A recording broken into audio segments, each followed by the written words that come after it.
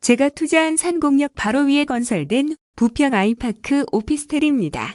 전 오피스텔에 투자를 했지만 아파트와 함께 있는 형태의 오피스텔입니다.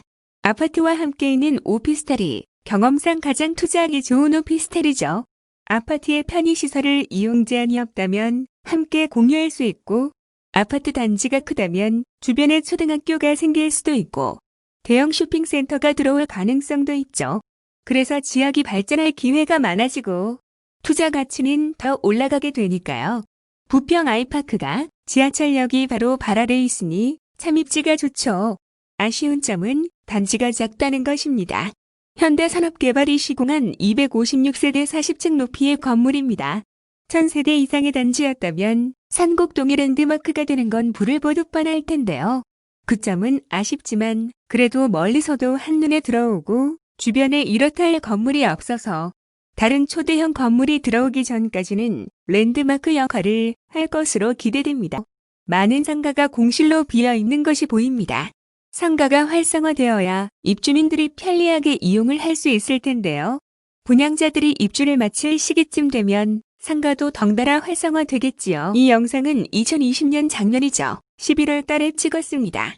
그리고 지금은 2021년 1월 21일이죠. 부평 아이파크의 매매 물건은 그리 많지 않습니다. 8개 정도 올라왔는데 매매가가 급상승 중이라 매물을 거둬들인 결과입니다.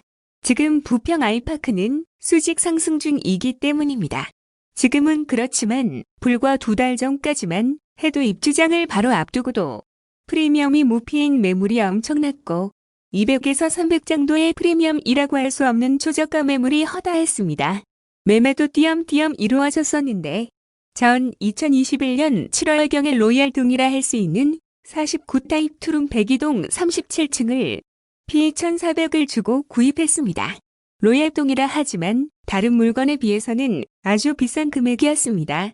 그러나 전망이 좋은 고층과 저층의 매매 가격 차이가 1억 이상 나는 경우가 허다하기 때문에 개의치를 않았었습니다. 그런데 8월 7일 오피스텔도 세금을 낼 때에는 주택으로 간주한다는 법 개정으로 거래량은 더 급감하고 무피 마이너스로 던지는 물량이 더욱더 많아지기 시작했습니다. 투자를 많이 해본 저도 긴장을 안 할 수가 없었죠.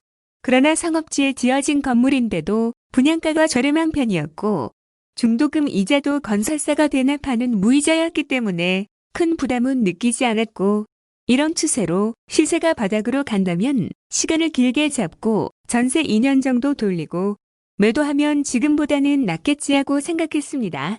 곧 개통 예정인 상곡역 바로 위에 지어진 아파트와 오피스텔이기 때문에 역세권에 대한 믿음도 강했습니다. 오피스텔을 2021년 11월 중순에 전세 내놓았는데 1월 중순경 2억 3천에 나갔습니다. 분양가격이 2억 3,500이었으니 피값 준 것을 제하면 제 돈은 500만 원이 들어간 셈이네요.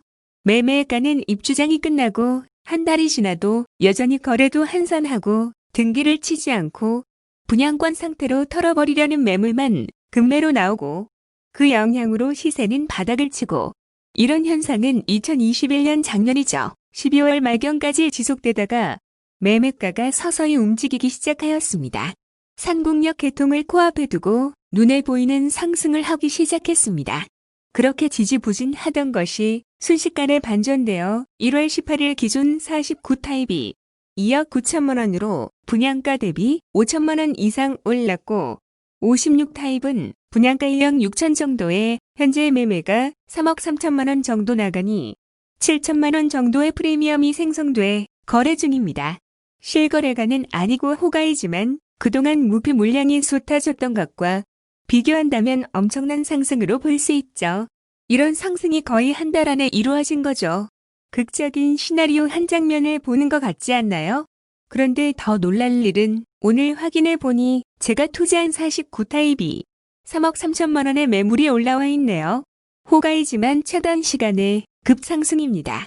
프리미엄이 9천만 원으로 또 급상승했네요. 이런 시세로 상승할지 모르고 헐값에 오피스텔을 처분한 사람들은 지금 후회를 하고 있을 것입니다. 그렇지만 보통의 사람들은 본인이 산 물건이 시세가 오르지도 않고 하물며 마이너스 P까지 내려가서 거래된다면 심적으로 스트레스를 받게 되고 미래의 시세에 대한 불안감을 느끼게 됩니다.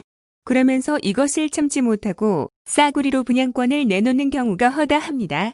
그런데 새로 분양한 단지는 서서히 꾸준히 올라가는 것이 아니라 잠잠했다가 급격히 상승하는 것을 많이 보아왔습니다. 저도 사실은 투자 초기에 일찍 물건을 털어버린 아픈 경험도 있는데 이 경험이 지금은 큰 밑거름이 되고 있습니다. 분양권 매매는 입주장이 끝나고 2달 이상은 필히 가져가야 합니다. 매도를 할 예정이라면 전월세를 받지 못하기 때문에 집이 팔리기 전까지의 기간은 아파트 관리비를 내야 하고 아파트 잔금이 있다면 잔금 이자를 건설사에 내야 하고 중도금 집단 대출을 은행에서 받았을 것이므로 거기에 대한 이자도 힘께 내야 합니다. 이건 감수하셔야 합니다. 조바심이 날 수도 있지만 더 큰 이득을 위해서 참아야죠. 제가 산 부평 아이파크와 다를 수도 있지만 대체로 입주장 부근에서 가장 상승을 많이 한다는 것은 꼭 알아두시길 바랍니다. 단, 전 역세권 아니면 투자를 안 하기 때문에 역세권이 아닌 지역의 경우는 장담해서 딱 이렇다라고는 말씀드리지는 못하겠네요. 그러나 제가 원흥역 푸르지오 아파트에도 투자가 되어 있는데 분양받고 1년 이상 마이너스 1,000만 원 이상을 기록했습니다. 부평 아이파크와 마찬가지로 푸르지오는 원흥역 바로 위에 지어져서 투자를 했는데 분양 초기에는 시장에 나온 매물이 거의 다 마이너스 P였던 거죠. 하물며 마이너스 3,000만 원까지 떨어진 매물도 간혹 볼 정도로 안담했죠. 마이너스 P로 물건을 내놓으면 매수자는 나타나지 않습니다. 마이너스 P로 내놓는 물건은 왠지 뭐가 하저가 있는 것 같고 찜찜해서 사람들은 관심을 기울이지 않다가 P가 오르기 시작해야 매수자가 생기게 되고 분양권을 사기 시작합니다. 분양권이 서서히 오를 때에도 무피로 던진 사람, 500에 던진 사람 참 많기도 많았습니다. 그러면서 1년쯤 지난 뒤 서서히 움직이더니 P가 5천이 붙고 1억이 붙고 올 3월경 입주인데 지금은 3억 플러스 마이너스입니다. 마이너스 P였던 것이 1년쯤 지난 뒤 갑자기 3억으로 올랐다니 참 극적인 반등입니다. 대단하죠? 이 기간을 견디지 못하고 헐값에 분양권을 처분했다면 또 얼마나 마음이 아플까요? 입지만 좋다면 아파트나 오피스텔 가격이 떨어지는 일은 없다는 저의 경험이 통하고 있습니다. 여러분도 투자를 하시려면 무조건 역세권에 투자를 하실 것을 추천드립니다. 여러분과 함께 부평 아이파크가 얼마까지 올라갈지 예측을 해봐도 흥미로울 것 같습니다. 제가 투자한 오피스텔에 전세로 입주한 부부가 2년만 살고 나간다고 했으니 거기에 맞추어 2년 안에 매도를 할 예정입니다. 2년 안에 얼마가 오를까요? 저도 궁금합니다. 지금은 달러를 무한정으로 찍어내는 세상입니다. 돈값어치는 한없이 추락하고 있죠. 이럴 때일수록 적절하게 투자를 해서 내 돈 가치가 떨어지는 것을 막아야 합니다. 부동산에 투자하시려면 꼭 역세권에 투자하시고 오피스텔은 투룸 이상 주거형 오피스텔에 투자하시고 1군 브랜드 건설하는 주택에 투자하시면 다는 성공한 거라 생각합니다. 책을 참조하셔서 꼭 투자